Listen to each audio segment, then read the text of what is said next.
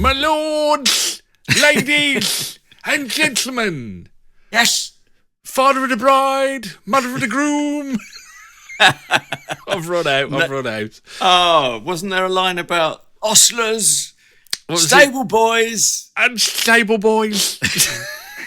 I think we need to explain. This needs footnotes.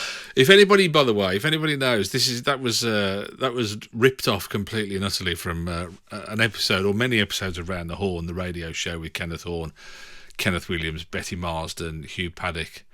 And if anybody knows the other guy who did my lords, ladies and gentlemen, because we were listening to it in the green room. I say the green room. I was listening to it in my shed, and Adrian was in the toilet, but he's not been well, so we'll come back to that in a little while. But this is the Comedy Slab podcast, where we celebrate all things comedy, and each week we grab a comedy programme by the scruff of the neck, we wrestle it to the deck, we tickle it all over and see whether it laughs. Are you sure that's not what you do to me in the green room? And if it tickles us back or not, that's the big question. And that's the same with Adrian as well in the green room. Anyway, what do we do? Oh, yeah, we also give it a mark out of 5 each, giving it a grand total out of 10. And we're going to play you a couple of clips of our chosen comedy. I started talking like you said clips, didn't you? You said a couple of clips. I've come out in sympathy. There is no good. You have my sympathy too. Or 3. Oh, what else do I need to tell you? I'm Shane O'Connor. He's Adrian Lacey. If we both make it to the end of the podcast, it will be a miracle. Before we divulge... Oof. Well, actually, it's not divulging, because we told them at the end of last week, so if they were listening and paying attention, they'd have known what it is that we're going to be choosing and what we're going to be slabbing for this week. But before we delve deeper into that, if you like, I wanted to play you something. Yes, you gave me a little clue that you want to play something, but I know not what. Yeah.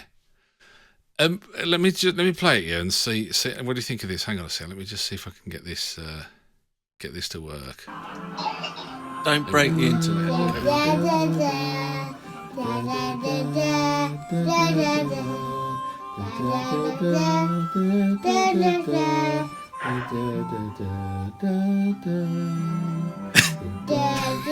Is that your little fella? That's my little lad there. Oh, bless his heart. No. Now, I should know what the tune is, but not having kids, I know not. Ah, now you see, that's the whole point, actually. Let me get rid of Oh, no, did you sing it the other week? Is it a place in Scotland that this show's based in? No, Have I totally wrongly remembered? No. You should know this, because it's the theme tune to a sitcom that ran for 295 episodes. Oh. Last of the Summer Wine, mate. Oh, yeah, so obvious. When you know. 295 episodes, that's incredible, isn't it? I thought you were joking about that. It just failed to make 300. It's amazing, isn't it, really, when you think about it? But it wasn't because of that. It's because I'd said to you how much I really detested it as a programme, but what I hadn't told you is how much it's changed, how I feel about it now, because Frank and I watch it before he goes to bed. He watches the first... He likes it? Yeah, he watches the first 15 minutes. You sort of made a reference to that the other week, I think. Well, he did. He used to watch. He watches Keeping Up Appearances before that. He does like comedy programs. I don't know where he gets that from, but no idea. It reminded me. We were having a conversation the one time. In fact, you said this on more than one occasion when we looked at the Comedy Slab, and you said, "Now I've listened to the clip with you and heard you laughing. It actually made me laugh, and I don't know whether, I just wonder, I had this crisis of confidence, and I thought, is the whole premise of the Comedy Slab gone out the window? Because is comedy a communal thing? Should you watch it? Should you not watch it on your own? Laughter is a communal thing. I think it's generally agreed, or at least it's much easier to laugh in the company of others. But, you're enjoying it along with your son, aren't you? Yeah. Which is a different experience to watching it on your own. Completely.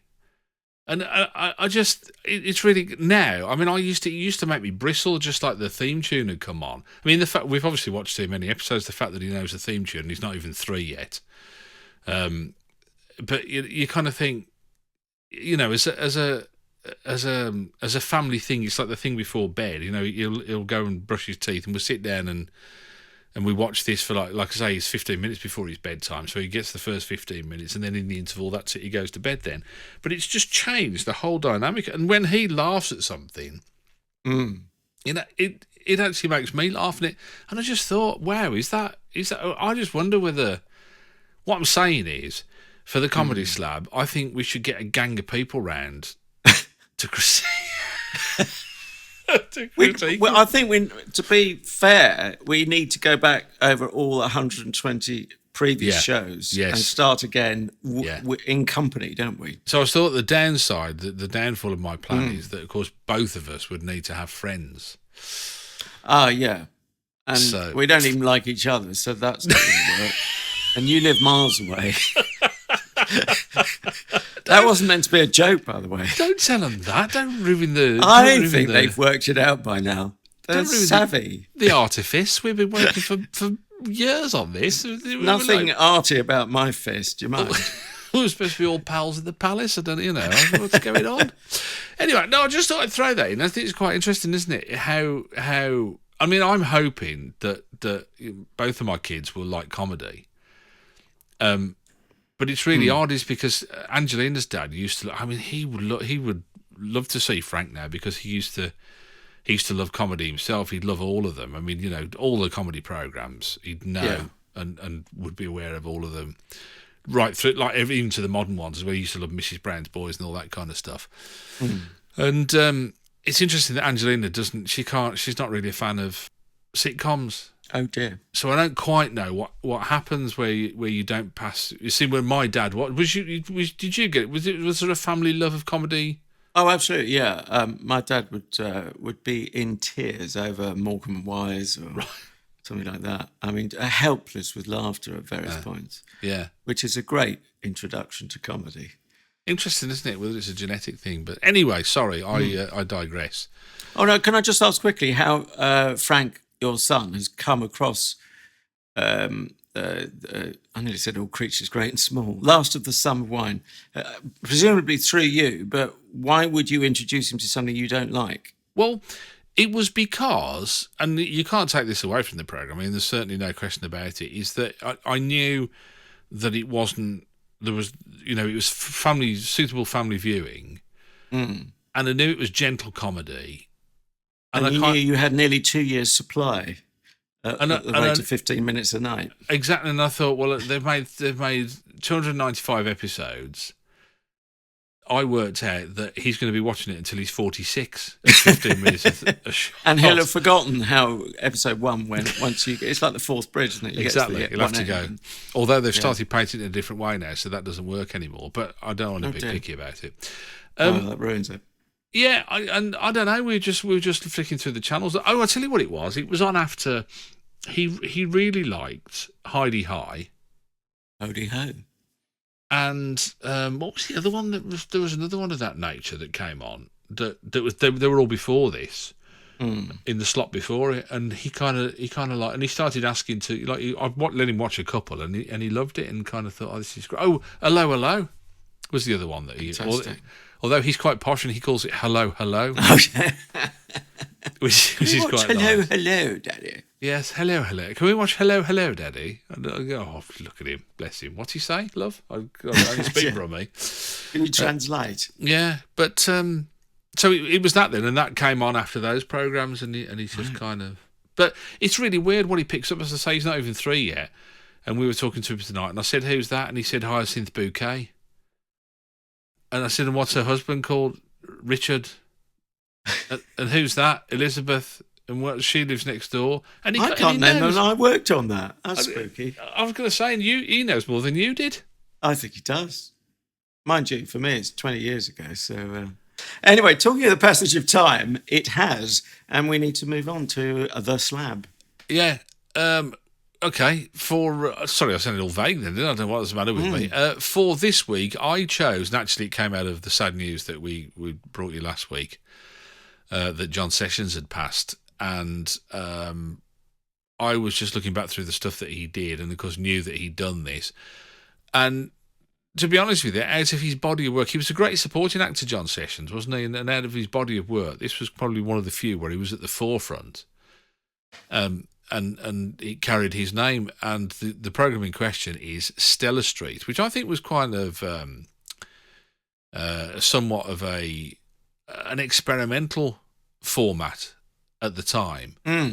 Ahead of its time, I'd say, yeah. Yeah, I know people use that a lot, don't they? It's a bit of an old cliche, but I think you're right. And I mentioned to you last week that I'd watched a couple of episodes from the very first series, and they were almost like home movies. They were, so lo-fi. Well, I read actually they were using semi-pro cameras, or certainly for one of the series, if not all of them. Yeah, they were just using like handheld digital video cameras, weren't they? And that was definitely ahead of the curve. Yeah, absolutely. Yeah. And so we should say it's Series 3, Episode 1 and 2. Are they consecutive? I think they are. Yes, they are. Series 3, Episode 1 and 2. And again, I chose a couple of episodes because they're only kind of 8 minutes. I think with the credits and everything, they were supposed to be 10-minute episodes, or to fit in a 10-minute slot. So I thought we'd choose a couple. Should we waz straight into a clip first and get that sorted so that we can put ourselves out of our collective misery, because we all want to know what you thought of it. And if you've not caught up with the podcast before, we do that sometimes through the medium of dance, but because there are no visuals. If you'd asked me on a Tuesday. Yes. We've started doing it through the medium of a headline, which I think kind of is an adequate substitute, isn't it, really? I think so, yeah. Is it? It's not an impression show, is it? It's like a. How would you describe it? Well, my girlfriend was reading from IMDb, perhaps, and they had it down as a mockumentary. Oh, okay. I suppose it is, but that's such a wide genre in a way, isn't it? It's not like your average mockumentary, because that would normally have, quotes, normal characters, wouldn't it? As opposed to stars. There is an huge impression element to it, isn't it? All the characters are impressions of famous people.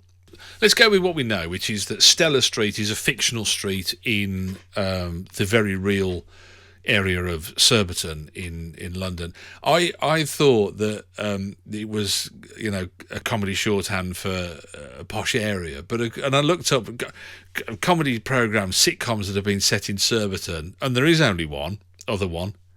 The Good Life. Yeah. And neither were shot in Surbiton, but we'll get to that perhaps. Somebody suggested that all the characters are kind of hard up on their luck and they're now living in Stella Street, but I never got that impression. I just thought it was just where they were living, and that I didn't think they were particularly on their uppers or anything like that. But I think Mick and Keith are comfortable, shall we say? Yeah, well, they've got to be. They're running their own shop. That is the joke. Well, yeah, exactly. They've got property. Possibly.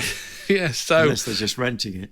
Should we start with them anyway? Because they run the corner shop, Mick and Keith's corner shop, Mick and Keith's shop, which is kind of general goods store, isn't it? Really. And very early on into this series, Mick opens a letter to say that they're wanted to go on a world tour with the Rolling Stones. And they've only got 48 hours, so they better get a wiggle on. Right, we're going to have to write some new songs quickly.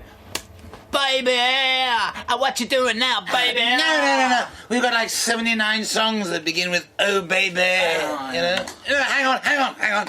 Ramiel standards, pages 5 to 256. How many pages are there in that book? 257. Well. Here we go. Right, here's a good one. Jumping Jack Flash. You're on. I got it. Right, so I come out of the tongue, okay? Yeah. Right at the front of the stage, okay? And I got like a bucket, yeah, which is like full of petals, but the punters think it's water, and they go, shut up. 2 chords and you're in. I was born in across the road from Milan. No. It's like what happens in Jamaica every time you go and record there. Yeah, well, you get too stoned and we have to fly Niels Lofgren in, don't we? Think Jamaica. Shh. I got it, Keith. I got it. I was born on a right old whooshy day. Absolutely on the money. Hey, Seattle, here we come. Well, all right. Oh, I thought my mind had started to go there, Brian. Yeah. I mean, Charlie. Yeah. Keith. Here, wait a minute. Who's going to run the shop while we're away? Morning, lads. Oh, hello, David. Here, what you doing Monday? And that is, as you may have worked out, David Bowie, who might have to make some changes, as he says later. I can't take the credit for that game. Right, so, well, an absolute delight, and just as well, really, because one would have to be, at the very least, respectful towards John Sessions. But I've got a hell of a lot of time for both of them, Phil Cornwell and John Sessions. And there's one or two additional actors make sometimes more fleeting and sometimes less fleeting appearances. There was one woman, very briefly, Jack Nicholson's latest squeeze, I think, appeared. So, me headline, I've been trying to go in a certain direction, which I'll confess to in a moment, but I've failed, but perhaps you can do better than me. Stella Street, stellar performances I'm going for. I was going to try and find a Stella Artois joke, but I couldn't quite make it. But yeah, stellar performances and a crisp little script and a whole lot of fun and years ahead of its time as well. So yeah, big thumbs up. I'd have said Stella Street right up my alley, I think. I would have laid on some bindweed. Now, what's it called? Tumbleweed. Bindweed doesn't make even as much noise. And a distant church bell. Yeah. Yeah. It puts you in a bind. Sorry. No, it's a perfectly fine headline, yours. I struggled with sort of references to mafia-type stuff relating to, is it Joe... I want to say Joe Pasquale. Joe Pesci. Slightly different performers. Joe Pasquale goes to my optician, so respect is due. Does he? But not Joe Pesci. I had a falling out with Joe Pasquale. Oh, this is possibly not the forum for that. He just got a bit, he got his bottom in his hand, that's all. Because basically, I'd been told the time to turn up to go and interview him. And he was expecting me at another time earlier. And I said, I don't know what to I'm sorry, I don't know what to tell you. That's the time I was told to come and speak to you. And I said, so there it is. And he was really shifty without the F. No, sorry, I can't spell. Vissy? Okay, let's park that there. He was really 50. More tumbleweed. Thrifty. I don't think he's that old. Anyway, regular listeners will know I'm a Unitarian, so I can't have watched that many episodes. I usually only watch one episode of a show unless I'm really hooked. And around that time, I was struggling to remember. I think I watched more than one, so maybe I wasn't such a Unitarian then. But I would have happily watched more, just never found them. And those were the days. Them were days when you didn't have catch-up, or certainly not to the same extent. You had a thing called a VHS tape. Or a good memory, one or the other. Do you think the idea of this 8 or 10 minutes an episode helps that kind of... Because it flies, doesn't it? It really does go quickly. I mean, there was never... very often we'll be reviewing stuff and we're looking at it and I'll think, it's only got 10 minutes gone on it, or only 12 minutes gone or whatever. You're looking at the clock, aren't you? Yeah. Yeah. You just don't seem to have the time to do that with this, and I just wonder whether that's a very shrewd... Because in a longer form, I think it would have dragged. I think it would have been quite difficult to watch. I think time would have hung heavy, and I think the reason that they've done it in this kind of punchy format really works for it. Maybe more comedies should be commissioned this way. It's interesting that we haven't gone to that, isn't it? If you think of how the format is now, or how the medium is now, where if you put something on as a YouTube video, you watch it online, you put it on the iPlayer, you then allow the audience to decide how much or how little they consume in one go. Yes. I was hearing earlier this evening how in Netflix land, which is a lot of their output, of course, is drama. The latest big thing, I gather, I haven't seen it myself, is Queen's Gambit, drama based around a chess player. And that can range anything from 45 minutes to 69 minutes an episode. So there's no reason not to, if you're not tied to a linear channel, as of course Netflix isn't. But that's another reason to think it was ahead of its time. It's more sort of YouTube length, isn't it? Yeah. I thought the interesting thing was as well with the story, it didn't really have a story. It didn't have a narrative in the traditional way that you would think it would do. It was kind of almost like a. Did you get that kind of feeling, like a bunch of vignettes sort of thing, rather than a? I mean, it was.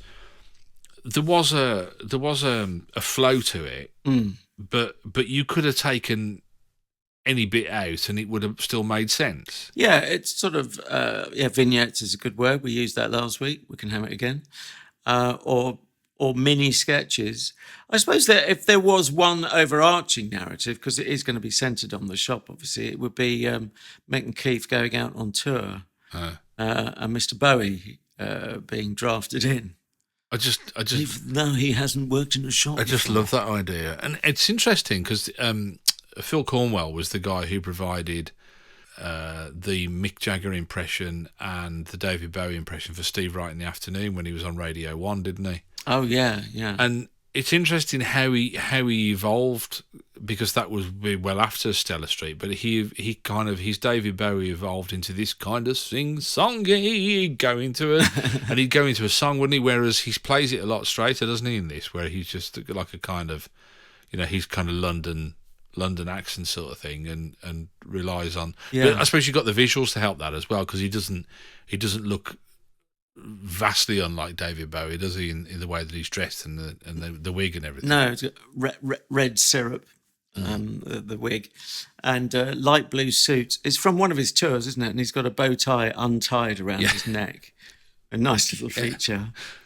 And he's sitting by the till, phoning up customers, trying to generate a bit of work. The whole premise of the thing, I think it's kind of quite curious that they've chosen the characters that they have to live side by side with each other. And I do wonder, because if you're carrying all that between the two of you, which they do, did they sit down and go, okay, who can we do? And let's do those. Rather than who do we want to try and do and maybe not do it as well? Well, I was lucky enough to see Phil Cornwell as a stand-up. This is in the white heat of what was then known as alternative comedy, which is effectively, and has been for years, the mainstream now. They moved the mainstream towards them, I guess you could say. Oh, that's debatable, perhaps. But he was knockout, but completely off the wall. It didn't... I don't. A lot of performers try and give the impression that they're ad-libbing.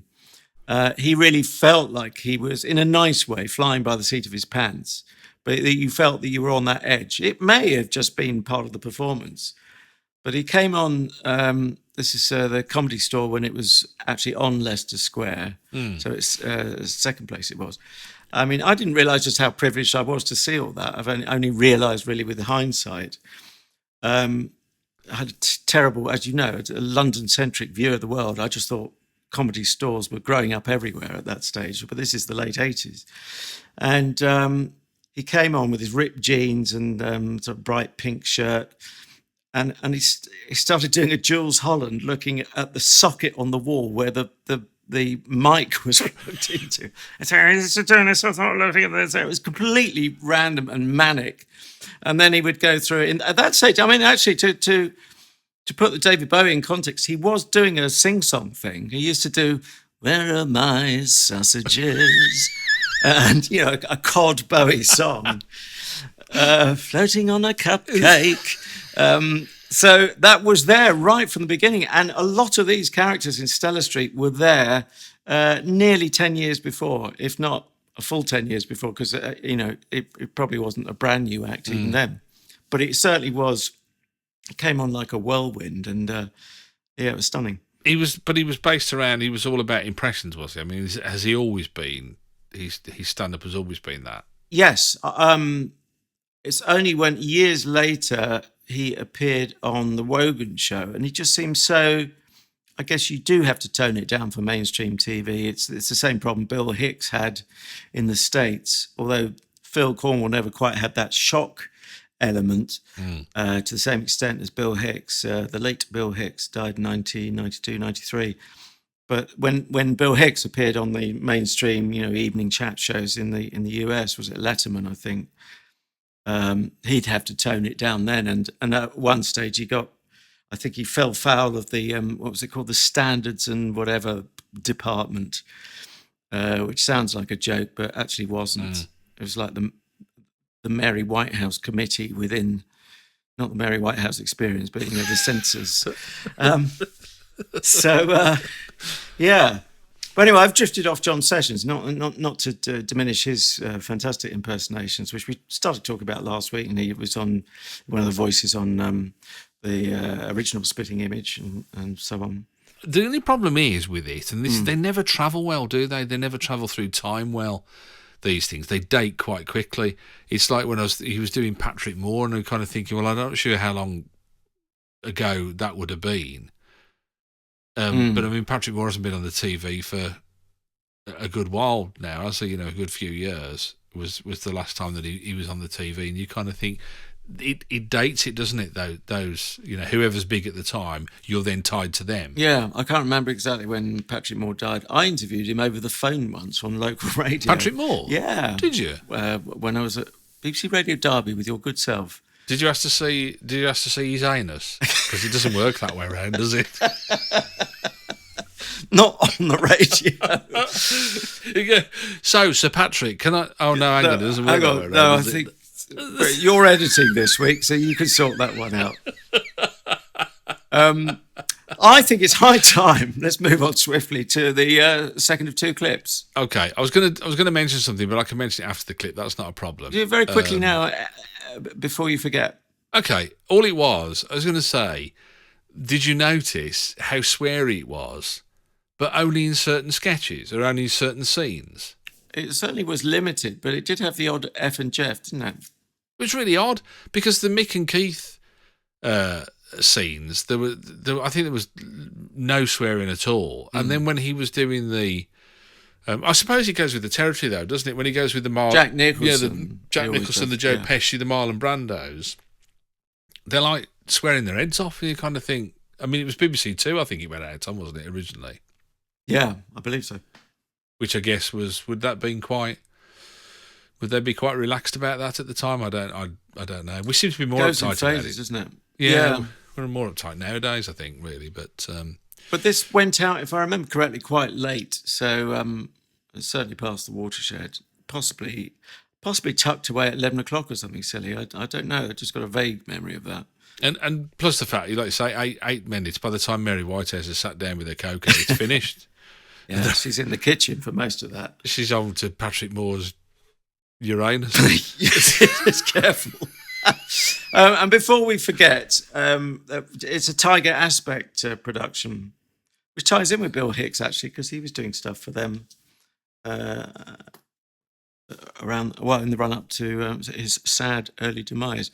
Anyway, clip number 2 of 2, Lead Us, O Great Redeemer, to quote a wonderful hymn I'm sure you're familiar with. Oh, you know what? I've erased all the hymns to make space for comedy, for filth, comedy programs and filth. Yeah.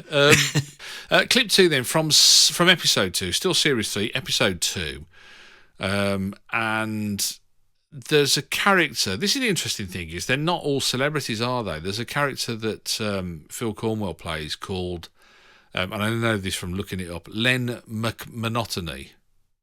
Oh yes, a Geordie lad. He's the Geordie fella who lives in a caravan, and he's got a bit of a problem with Roger Moore, as we find out as Al Pacino introduces this potentially murderous gardener to us. I realized that Len and I had got a lot in common. He is also passionate. His passion happens to be burning down a guy who used to be in the Persuaders. Len, just a word. He won't be saying any words when I've born him to buggery. Oh. Morning, Mr. Bond. It's a canny-looking morning, though, but how are you getting? Oh, I'm getting all right, me old bladen racer. Oh, listen, Len, I've got a pile of hedge trimmings and some dead wood that needs burning. Talking about yourself again. I tried to burn Roger Moore's house down, but he called the police, and I got arrested. And you know, I've never found it in my stony cold heart to forgive him. He's gonna get what's coming to him. Will tomorrow afternoon be all right? Oh, 2 o'clock it is then. Thanks then. and that exterior of niceness and charm. Underneath that is a seething psychotic animal that needs to be snuffed out. Yeah, a psychotic character indeed, although he wasn't necessarily talking about himself. That is an odd one, isn't it? When you've got a show that's otherwise peopled by stars, hence the term Stella. But did it grate for you? Did it bump through the gate, as it were, madam, or did it work? Yeah, no, I think the former rather than the latter. I'm kind of thinking. I mean, I wasn't really quite sure who he was and whether he was supposed to be anybody at first, and that's the problem. Is that when they're all celebrities, celebrity impressions, you become conditioned to go, "Who's that then?" Yeah. And I was kind of going, "Who's that then?" And it was only when I looked it up that I realised that he wasn't anyone. So yeah, it's kind of. I don't know why they did that, really, because they could have got another character to have animosity towards Roger Moore, couldn't they? I mean, it's they could have quite easily got Joe Pesci to be the one out to get him, or which would have made more sense, playing a hitman kind of thing. I think maybe it's just them being a bit mischievous. I don't know. I'm guessing. Just throwing in a curveball to upset our expectations, and it's certainly a bit wild. And you sit there thinking, okay. And it's also shot differently, just to accentuate the weirdosity. Yeah. Very close and coming in from underneath, really tight shot. And the dentition, he's got terrible gnashers, hasn't he? Yes, yeah. This Len character, and a rather fetching string vest, which I know that you've paraded in the Paris fashion show and all of those. It's all over. But which that creates an image in the mind which I could do without. I must put some pants on one of these days. Well, you don't need to in the age of Zoom, do you? No, that's true. As long as you never get up, you're all right, aren't you? Yeah. It is quite clever in its construction, and I think it's cleverer than first appears on the surface. I think it's quite. And one of the things that was pointed out, and I hadn't even spotted this. I don't know whether you did. Michael Caine. Yeah, because you're pointing your finger at me like Michael Caine. Well, you have to, don't you? I mean, there's no other way to talk about Michael Caine than to do it with your finger. But Michael Caine, and if you notice, when he always talks to the camera. Right. Oh, yeah. In the same way that he did in Alfie. Ah, right. Oh, and there's a reference to a new film called Get Chisholm. Get Chisholm. Straight to DVD. No, straight. It's before DVD, isn't it? Straight to VHS. Video, yeah. VHS. But yeah, so there's lots of little clever things like that. So it's quite interesting because I think because it appears lo-fi, you automatically assume that not a lot of effort has gone into it. But as you watch it, you realise that it has. Yeah, it's quite clever, yeah. But and a lot of work even before they get to the camera work, before they've, the drafting of numerous scripts, including, so it's John Sessions writing with Phil Cornwell, but also Peter Richardson, who was involved as writer-director, I think, in the comic strip Channel 4 early days. Well, it was his, wasn't it? He was the man. I think he conceived that, or co-conceived it, certainly. So yeah, he was behind the comic strip Presents. And then here's talking of curveballs. Hold that thought. There's one credit for one episode out of all 37 by Kit Line, and then clicking on Kit Line, I'm assuming it's a she. I could be wrong, but it looks like she's the art director or something totally unrelated to writing. Wow. In another world. So that's something. Anyway, sorry, finish the thought you had.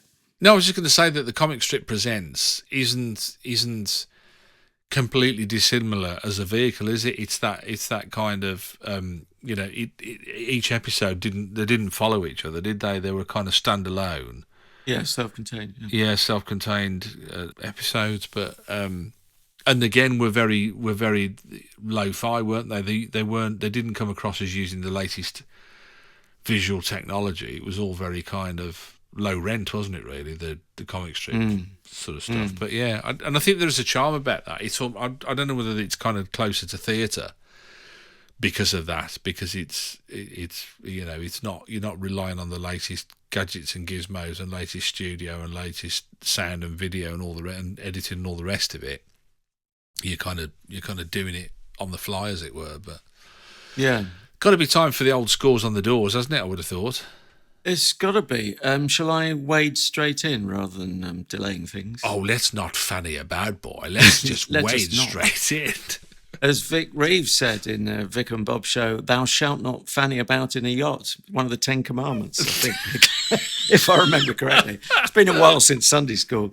I'm going to go for a whopping, by my standards, 4 out of 5 there, mate. 80%. No less. I've just, as you were talking, I just typed my score in. Oh. And I just typed a 4 as well. How often do we score the same? Almost never. Do you know what it is? It's like, it's the perfect storm with this, though, as well, isn't it? It's not long enough to irritate you. It's just the right length. Sorry, are we talking about the Slab or the show that we're putting on the Slab? Well, I'll keep talking. You can guess what it is I'm talking about. I can do the irritating. Do you know what I mean? It's got that kind of, it's that sweet spot for me. Great writing. Great characters. I mean, that one that you alluded to with David Bowie, and he says, and he walked down the aisle and he went, I'm going to have to make some changes. Made me laugh out loud because it was just, I don't know, I didn't see it coming. Maybe it was obvious. But he just had a go at, he doesn't like olives, and someone around here doesn't. So I don't know why they keep stocking those. Love it. Just strangely believable. Yeah. That's a very respectable 8 out of 10 for Stella Street, and I've left a link if you've... sadly, if you want to go and watch it, you're going to have to... Well, not sadly, because, I mean, presumably somebody gets the money eventually, but you're going to have to buy it on... you can get it on Amazon Prime, so you can go and get it immediately and download it and get all 3 series if you fancy. Okie dokie. So, yeah, very respectable score. And looking ahead to next week, I'm going to put on the Comedy Slab homework slab, if there is such a thing. Going back to radio, having just done TV this week, radio the previous week, you've got to have a system. It's on your favourite BBC Sounds app. Good. Yes, you may even be able to find it by next week if you start looking soon. I'll start looking now. It says it's available for over a year. You might need most of that, but that ran from June of this year. So, we've got a few months left. It is a sitcom called The Break, and I don't want to give too much away, but since we've just been slabbing, the first of the 2 shows, the Stella Streets, was Series 3, Episode 1. I'm going to do exactly the same. It also helps with the availability of the show. The Break, Series 3, Episode 1. The episode subtitle is Never the Twin. I nearly misread that. See the pun there. Yeah. And I don't know if you're aware of this at all. Ring any bells? Or no, not a clue. Okay. Who's in it? Well, the 2 big names, Philip Jackson and Alison Steadman. So... she does a lot of radio, doesn't she, Alison She Steadman? keeps busy, our Alison. She does a lot of radio. Yeah. Yeah. And, I think you can hear why, but... it remains to be seen whether you enjoy it. It is, I would say, I'm not going to give too much away, but I'd say it's a classic sitcom. So it's not looking to be cutting edge or breaking all the rules or breaking the fourth wall or anything like that. But it's set in a fictional town, I think it's fictional, called Flamford.